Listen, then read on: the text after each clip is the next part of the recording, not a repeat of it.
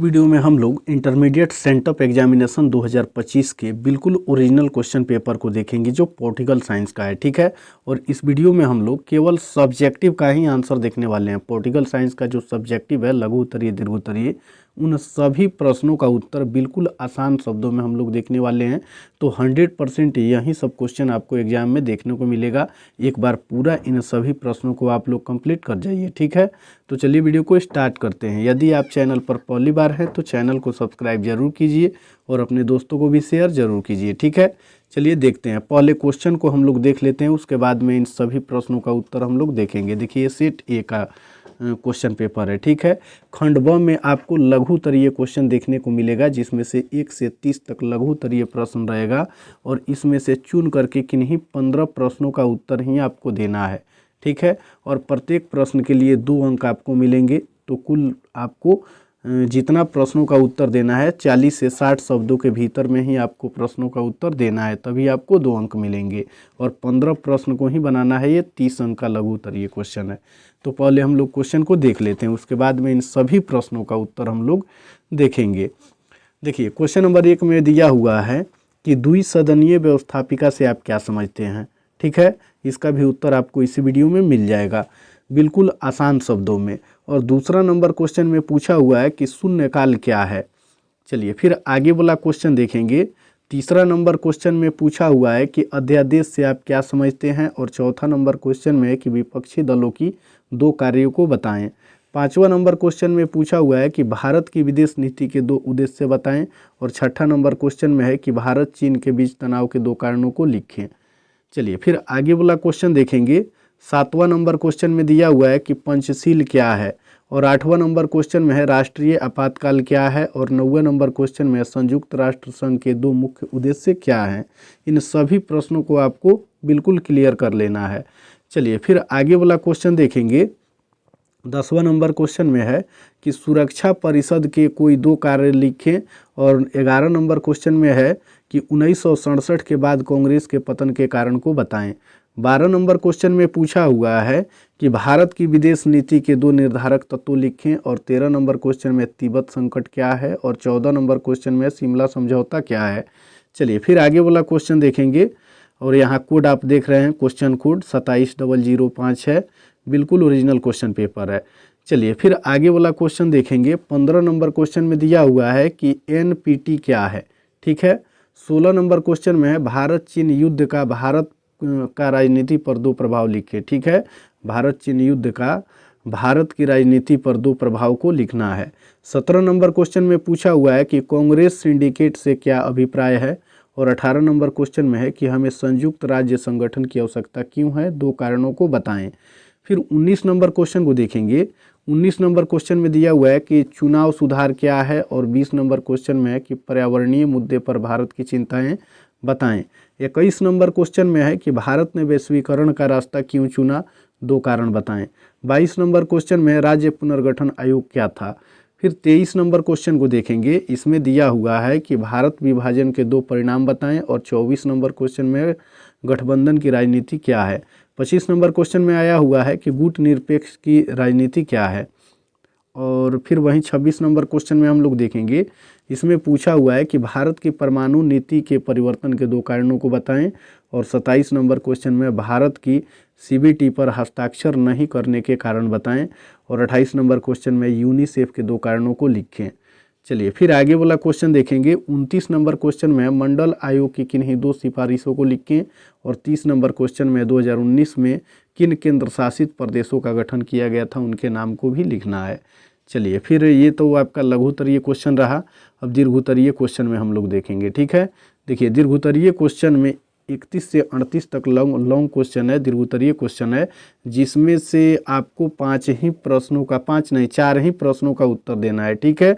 और एक प्रश्न को आपको लिखना है 120 से 140 शब्दों में। और एक क्वेश्चन 5 अंक का है। ठीक है। यहाँ 4 ही क्वेश्चन बनाना है, 20 अंक का ये है। तो 31 नंबर क्वेश्चन में दिया हुआ है कि भारत का चीन के साथ संबंधों का वर्णन करें। और 32 नंबर क्वेश्चन में है कि दक्षिण एशिया में क्षेत्रीय सहयोग की आवश्यकता पर प्रकाश डालें। चलिए फिर आगे वाला क्वेश्चन देखेंगे। 33 नंबर क्वेश्चन में गुटनिरपेक्ष आंदोलन की प्रासंगिकता पर प्रकाश डालें। और 34 नंबर क्वेश्चन में राष्ट्रपति की संकटकालीन शक्तियों का वर्णन करें। और फिर 35 नंबर क्वेश्चन में देखेंगे, इसमें दिया हुआ है कि भारत की परमाणु नीति का वर्णन करें। 36 नंबर क्वेश्चन में है किस प्रकार भाषा राजनीतिक विवाद बन गई, स्पष्ट कीजिए। और 37 नंबर क्वेश्चन में है लोकतंत्र में राजनीतिक दलों की भूमिका पर प्रकाश डालें। चलिए फिर आगे वाला क्वेश्चन देखेंगे। 38 नंबर क्वेश्चन में है कि स्थानीय स्वशासन की आवश्यकता पर निबंध लिखें। तो ये दीर्घोत्तरीय क्वेश्चन था। अब हम लोग लघुत्तरीय प्रश्नों से सभी प्रश्नों का उत्तर देखेंगे। देखिए सबसे पहले हम लोग देखेंगे लघुत्तरीय में क्वेश्चन नंबर 1 का उत्तर। इसमें पूछा हुआ था कि द्विसदनीय व्यवस्थापिका से आप क्या समझते हैं। तो इसका उत्तर लिखेंगे हम लोग यहाँ से, ठीक है, कि द्विसदनीय व्यवस्थापिका वह प्रणाली है जिसमें संसद या विधानमंडल 2 सदनों से मिलकर बना होता है। द्विसदनीय व्यवस्थापिका वह प्रणाली होती है जिसमें संसद और विधानमंडल, इसी को याद रखना है कि संसद और विधानमंडल 2 सदनों से मिलकर जो बना होता है उसे क्या कहते हैं, द्विसदनीय व्यवस्थापिका प्रणाली कहते हैं, ठीक है। यह भारत में यह लोकसभा और राज्यसभा से मिलकर बनती है। यानी जो द्विसदनीय व्यवस्थापिका है भारत में किस किस से मिलकर बनती है, लोकसभा और राज्यसभा से मिलकर बनती है। इसका उद्देश्य कानून निर्माण में संतुलन, गहराई और राज्यों के हितों का समुचित प्रतिनिधित्व सुनिश्चित करना है, ठीक है।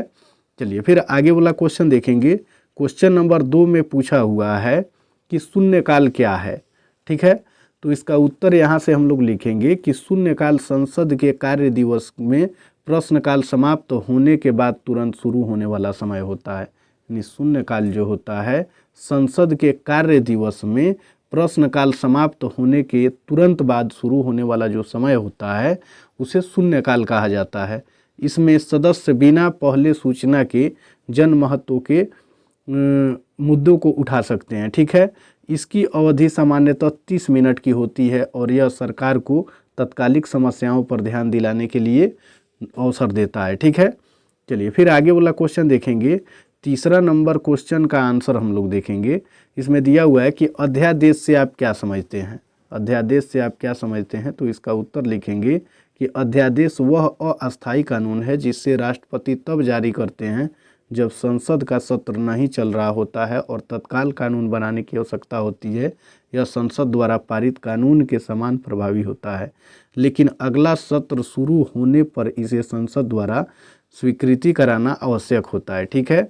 अध्यादेश वह अस्थायी कानून होता है जिससे राष्ट्रपति तब जारी करते हैं जब संसद सत्र नहीं चल रहा होता है। इसको आपको याद रखना है। इसको कौन जारी करता है, राष्ट्रपति। और किस अवस्था में जारी, किस समय जारी करते हैं, जब संसद का सत्र नहीं चल रहा होता है और तत्काल कानून बनाने की आवश्यकता होती है, तब अध्यादेश को लाया जाता है, ठीक है। यह संसद द्वारा पारित कानून के समान ही प्रभावी होता है। यानी जैसे संसद से कानून जो पारित होते हैं उसी के प्रकार ये समान रूप से प्रभावी होता है, लेकिन यह अगला सत्र शुरू होने पर इसे संसद द्वारा स्वीकृति कराना आवश्यक हो जाता है, ठीक है। चलिए फिर आगे वाला क्वेश्चन देखेंगे। चौथा नंबर क्वेश्चन में दिया हुआ है विपक्षी दलों के 2 कार्यों को बताएं। तो इसमें लिखेंगे कि विपक्षी दल सरकार की नीतियों और कार्यों की आलोचनात्मक समीक्षा कर लोकतांत्रिक संतुलन बनाए रखती है, ठीक है। विपक्षी जो दल है उस सरकार की जितनी भी नीतियां और कार्य होती है उनका आलोचनात्मक समीक्षा करके लोकतांत्रिक संतुलन बनाए रखने का कार्य करती है। दूसरा में लिखेंगे कि दूसरा कार्य वैकल्पिक नीति प्रस्तुत करना और जनता की समस्याओं को संसद में उठाना होता है। यानी विपक्षी जो दल होते हैं उनका दूसरा कार्य होता है कि वैकल्पिक नीतियों को प्रस्तुत करना होता है और जनता की समस्याओं को संसद में उठाना होता है। यह सरकार को जवाबदेह रखने का महत्वपूर्ण माध्यम है। चलिए फिर आगे वाला क्वेश्चन देखेंगे। 5वां नंबर क्वेश्चन में दिया हुआ है कि भारत की विदेश नीति के 2 उद्देश्य बताएं। तो इसमें उत्तर हम लोग यहाँ से लिखेंगे कि भारत की विदेश नीति के मुख्य उद्देश्य विश्व शांति बनाए रखना और राष्ट्रीय हितों की रक्षा करना है।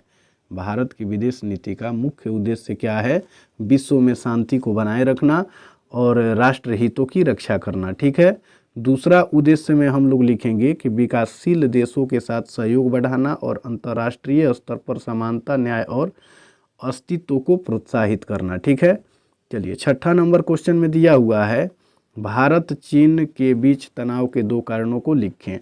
तो उत्तर में यहाँ से हम लोग लिखेंगे कि भारत चीन तनाव के प्रमुख कारण सीमा विवाद, विशेषकर लद्दाख और अरुणाचल प्रदेश के क्षेत्रों में, और चीन द्वारा पाकिस्तान को सामरिक समर्थन देना है। भारत और चीन के बीच का जो प्रमुख रूप से तनाव है वो सीमा विवाद है। क्या है? सीमा विवाद। और सीमा विवाद है कहाँ पर? तो विशेष रूप से लद्दाख और अरुणाचल प्रदेश के क्षेत्रों में है। इसी के कारण भारत और चीन में तनाव होता है। इसके साथ ही चीन के द्वारा पाकिस्तान को सामरिक समर्थन देना, ठीक है, ये भी भारत चीन के विवाद का एक कारण है। ठीक है, चलिए इसके अलावा इसमें हम लोग लिखेंगे कि इसके अलावा भारत के पड़ोस में चीन की बढ़ती सैन्य गतिविधियां भी तनाव का एक प्रमुख कारण है। चलिए फिर आगे वाला क्वेश्चन देखेंगे। 7वां नंबर क्वेश्चन में दिया हुआ है पंचशील क्या है। ठीक है, तो इसमें लिखेंगे कि पंचशील भारत और चीन के बीच 1954 में स्वीकार किए गए 5 सिद्धांतों का समूह है। एक दूसरे की क्षेत्रीय अखंडता का सम्मान, आंतरिक मामलों में हस्तक्षेप न करना, समानता, शांतिपूर्ण सह-अस्तित्व और परस्पर लाभ। यह अंतर्राष्ट्रीय संबंधों में शांति और सहयोग को बढ़ावा देने का आधार है। ठीक है, इसे ही पंचशील कहा जाता है। चलिए फिर आगे वाला क्वेश्चन देखेंगे। 8वां नंबर क्वेश्चन में दिया हुआ है कि राष्ट्रीय आपातकाल क्या है। तो इसका उत्तर लिखेंगे कि राष्ट्रीय आपातकाल तब लगाया जाता है जब देश की सुरक्षा पर गंभीर खतरा हो। ठीक है, जैसे युद्ध, बाहरी आक्रमण या आंतरिक सशस्त्र विद्रोह की स्थिति में। इसे राष्ट्रपति अनुच्छेद 352 के तहत घोषित करते हैं। आपातकाल लागू होने पर केंद्र सरकार को राज्यों पर अधिक अधिकार मिल जाते हैं। ठीक है, जैसे ही आपातकाल लागू होता है तो केंद्र सरकार को राज्यों पर अधिक अधिकार मिल जाते हैं। चलिए फिर आगे वाला क्वेश्चन देखेंगे। क्वेश्चन नंबर 9 में 9 नंबर क्वेश्चन में पूछा हुआ है संयुक्त राष्ट्र संघ के 2 मुख्य उद्देश्य क्या हैं। तो इसका उत्तर लिखेंगे संयुक्त राष्ट्र संघ का मुख्य उद्देश्य विश्व शांति और सुरक्षा को बनाए रखना है।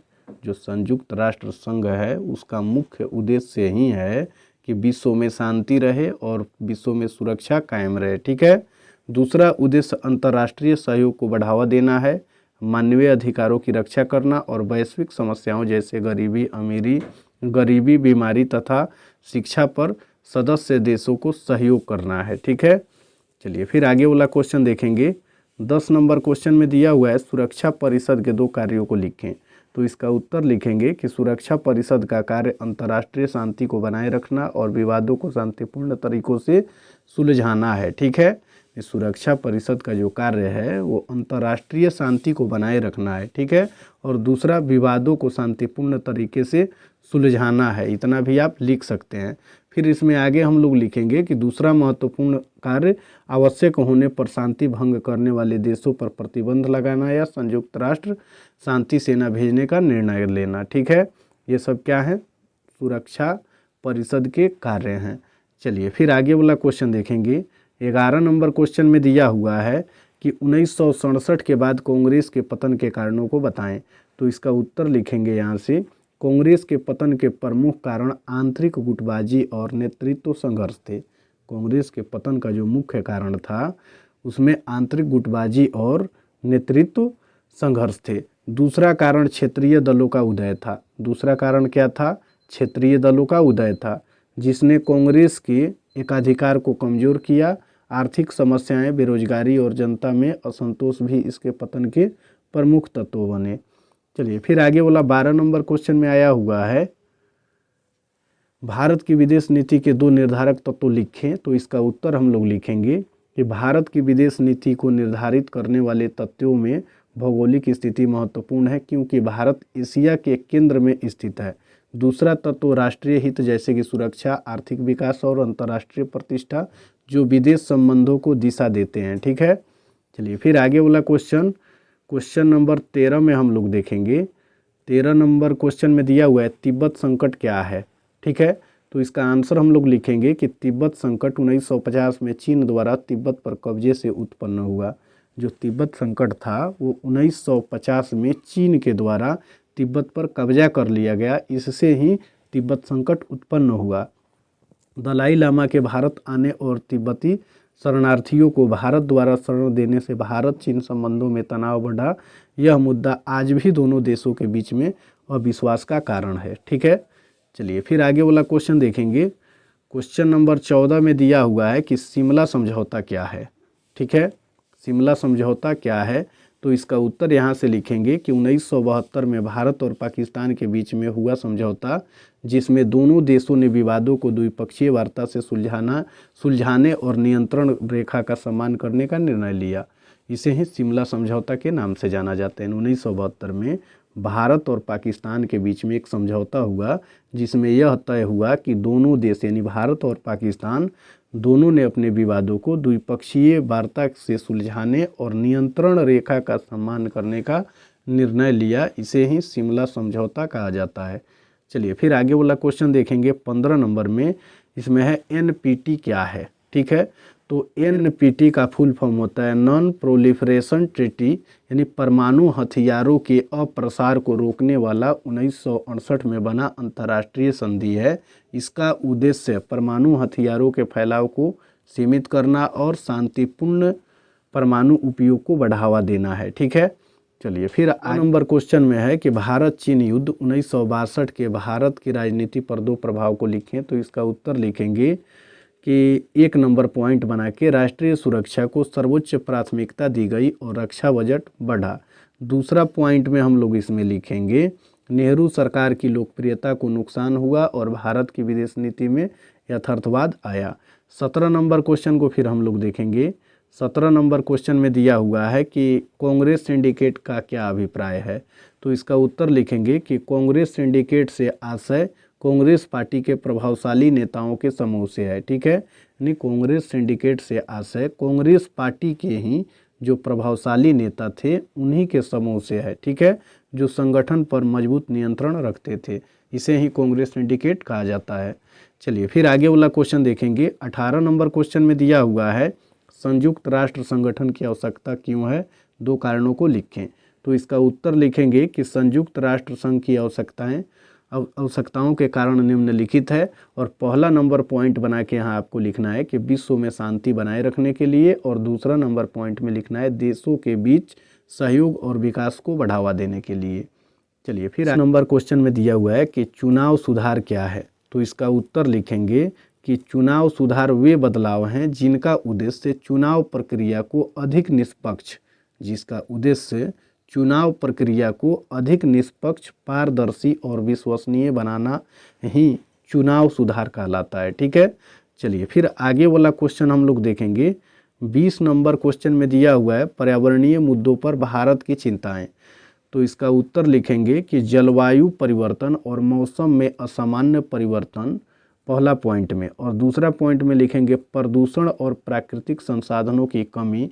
ये ही 2 पर्यावरणीय मुद्दा जो भारत की चिंताएं हैं। ठीक है, चलिए फिर आगे वाला क्वेश्चन देखेंगे।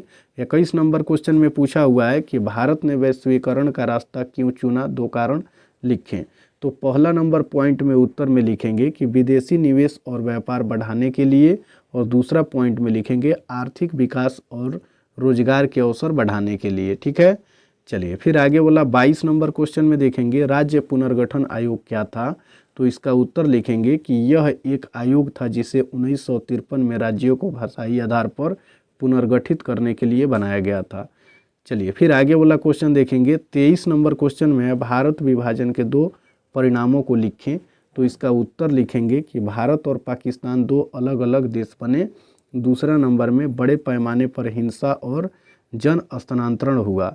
चलिए फिर आगे वाला 24 नंबर क्वेश्चन में है गठबंधन की राजनीति क्या है। तो इसका उत्तर लिखेंगे जब कोई भी पार्टी बहुमत न पाकर मिलाकर सरकार बनाती है उसे गठबंधन की राजनीति कहते हैं। यानी कोई भी ऐसा पार्टी जिसे वोट प्राप्त होने के बाद बहुमत न मिले अपनी सरकार बनाने के लिए, तो 2 या 2 से अधिक पार्टियां आपस में मिल करके जो सरकार बनाती हैं उसे ही गठबंधन की राजनीति कहा जाता है। ठीक है, चलिए फिर आगे वाला क्वेश्चन देखेंगे। क्वेश्चन नंबर 25 में दिया हुआ है कि गुट निरपेक्षता की नीति क्या है। तो इसका उत्तर लिखेंगे कि यह नीति बड़ी शक्तियों के किसी गुट का हिस्सा न बनकर स्वतंत्र विदेश नीति अपनाने पर आधारित होती है। इसे ही गुट निरपेक्षता नीति कहा जाता है। चलिए फिर 26 नंबर क्वेश्चन को देखेंगे।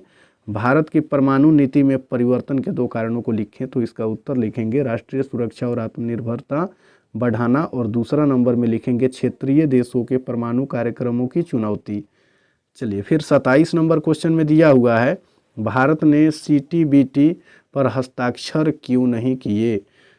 तो इसका उत्तर लिखेंगे कि यह संधि भारत की सुरक्षा आवश्यकताओं को पूरा नहीं करती थी, और दूसरा नंबर में लिखेंगे कि इसमें परमाणु हथियार संयंत्र देशों के लिए असमान प्रावधान थे। ठीक है, चलिए फिर आगे वाला क्वेश्चन 28 नंबर क्वेश्चन में यूनिसेफ के 2 कार्यों को लिखें। तो पहला नंबर में लिखेंगे कि बच्चों के स्वास्थ्य और शिक्षा में सुधार, और दूसरा नंबर में लिखेंगे बच्चों को टीकाकरण और पोषण में सहायता देना। ठीक है, चलिए 29 नंबर क्वेश्चन में पूछा हुआ है कि मंडल आयोग की 2 सिफारिशें कौन कौन से हैं।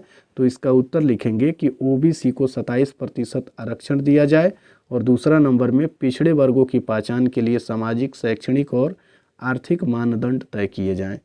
चलिए 30 नंबर क्वेश्चन में दिया हुआ है कि 2019 में गठित केंद्र शासित प्रदेश। तो इसका पहला उत्तर लिखेंगे, पहला नंबर पॉइंट में लद्दाख, और दूसरा नंबर में जम्मू और कश्मीर। ठीक है, चलिए 31 नंबर क्वेश्चन से दीर्घोत्तरीय टाइप क्वेश्चन है। ठीक है, तो 31 नंबर क्वेश्चन में है कि भारत का चीन के साथ संबंध, और इसका आंसर देना है 120 शब्दों में कम से कम। तो इसका उत्तर हम लोग यहाँ से लिखेंगे कि भारत और चीन के संबंध सहयोग और तनाव दोनों से भरे रहे हैं। ठीक है, स्वतंत्रता के बाद पंचशील समझौते के आधार पर मित्रता बढ़ी, लेकिन 1962 के युद्ध ने संबंधों में बड़ी खाई पैदा कर दी। सीमा विवाद, अक्साई चीन और अरुणाचल प्रदेश, जो आज भी मुख्य रूप से तनाव का कारण है। 1990 के दशक से दोनों देशों ने वार्ता के द्वारा संबंध सुधारने का प्रयास किया और व्यापार तेजी से बढ़ा, लेकिन 2017 में डोकलाम के विवाद और 2020 में गलवान संघर्ष ने फिर से तनाव बढ़ा दिया। कुल मिलाकर संबंध जटिल हैं और वार्ता ही समाधान का मार्ग है। चलिए फिर आगे वाला क्वेश्चन देखेंगे। 32 नंबर क्वेश्चन में दिया हुआ है कि दक्षिण एशिया के क्षेत्र में सहयोग की आवश्यकता। तो इसका उत्तर हम लोग लिखेंगे कि दक्षिण एशिया में गरीबी, आतंकवाद, जल विवाद और सीमित व्यापार जैसी समस्याएं देशों को सहयोग के लिए मजबूर करती है। उसके बाद में लिखेंगे कि सार्क जैसे संगठन देश क्षेत्र में शांति, विकास, व्यापार, स्वास्थ्य और शिक्षा सुधार के लिए आवश्यक हैं। प्राकृतिक आपदाओं और जलवायु परिवर्तन से निपटने के लिए सामूहिक प्रयास जरूरी हैं। क्षेत्रीय सहयोग से विश्वास बढ़ता है और विकास की गति तेज होती है। चलिए फिर आगे वाला क्वेश्चन हम लोग देखेंगे। 33 नंबर क्वेश्चन में है गुट निरपेक्ष आंदोलन की प्रासंगिकता। तो इसका उत्तर हम लोग लिखेंगे कि गुट निरपेक्ष आंदोलन की प्रासंगिकता का उद्देश्य किसी भी शक्ति गुट का हिस्सा न बनकर स्वतंत्र विदेश नीति को अपनाना है। शीत युद्ध के बाद भी यह प्रासंगिक है, क्योंकि दुनिया में असमानता, आर्थिक संकट, आतंकवाद और पर्यावरण जैसी अनेक समस्याएं बनी हुई है। ठीक है, उसके बाद में इसमें हम लोग लिखेंगे कि नाम विकासशील देशों को एक साझा मंच देता है जहां वे अपनी समस्याएं उठा सकते हैं और अंतर्राष्ट्रीय शांति व सहयोग को बढ़ावा दे सकते हैं। चलिए फिर 34 नंबर क्वेश्चन में हम लोग देखेंगे राष्ट्रपति की संकटकालीन शक्तियां। तो इसका उत्तर लिखेंगे कि भारतीय संविधान राष्ट्रपति को 3 प्रकार की संकटकालीन शक्तियां देता है। पहला नंबर में हम लोग लिखेंगे राष्ट्रीय आपातकालीन, युद्ध, बाहरी आक्रमण या सशस्त्र विद्रोह की स्थिति में, और दूसरा पॉइंट में लिखेंगे राज्य आपातकाल, यानी जब किसी राज्य में संवैधानिक व्यवस्था विफल हो जाए तब। और फिर तीसरा पॉइंट में हम लोग लिखेंगे वित्तीय आपातकाल, जब देश की वित्तीय स्थिरता खतरे में हो, और इन स्थितियों में राष्ट्रपति के अधिकार काफ़ी बढ़ जाते हैं। ठीक है, तो इस प्रकार आपको 1 से 30 तक लघु उत्तरीय प्रश्नों का सभी उत्तर मैंने इस वीडियो में दे दिया, और 31 से 34 तक के जो दीर्घ उत्तरीय क्वेश्चन है उन सभी प्रश्नों का उत्तर इस वीडियो में मैंने पढ़ा दिया। ठीक है, 100% यही सब क्वेश्चन आपके एग्जाम में आया हुआ है। तो वीडियो अंत तक आप देखें तो वीडियो को लाइक जरूर कीजिए और चैनल को सब्सक्राइब करके अपने दोस्तों को भी शेयर कीजिए। इसके बाद वाला वीडियो में हम इसका पूरा ऑब्जेक्टिव का आंसर अपलोड कर देंगे।